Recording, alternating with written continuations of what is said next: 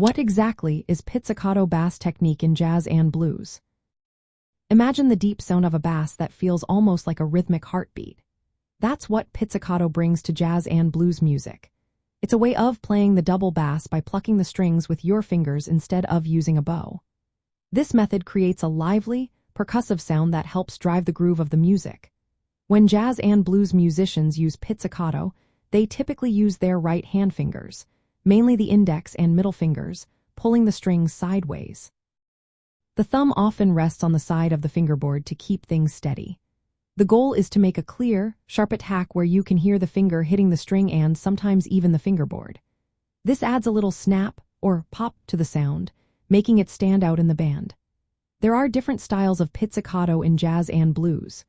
Jazz pizzicato emphasizes a strong, rhythmic pluck that often produces a slight buzz or snap against the fingerboard. This sound helps the bass cut through the bend and keeps the rhythm tight. It was especially popular in early jazz, where the acoustic bass needed to be heard clearly before amplification. Slap pizzicato is a more aggressive style, where the string is pulled and then slapped against the fingerboard. This produces a sharp, rhythmic slap sound that adds a punch to the music. It became popular in jazz from the 1920s and is also common in rockabilly music. The position where you pluck the string affects the tone. Plucking closer to the bridge gives a brighter, crisper sound, while plucking over the fingerboard produces a warmer, deeper tone. Jazz bass players often change their hand position depending on what the music needs. Unlike classical pizzicato, which aims for a clean, dry sound without fingerboard noise, jazz pizzicato embraces the natural sounds of the instrument. These include fingerboard buzz and string slap, which add character and expressiveness. In jazz and blues, pizzicato bass is not just about playing notes.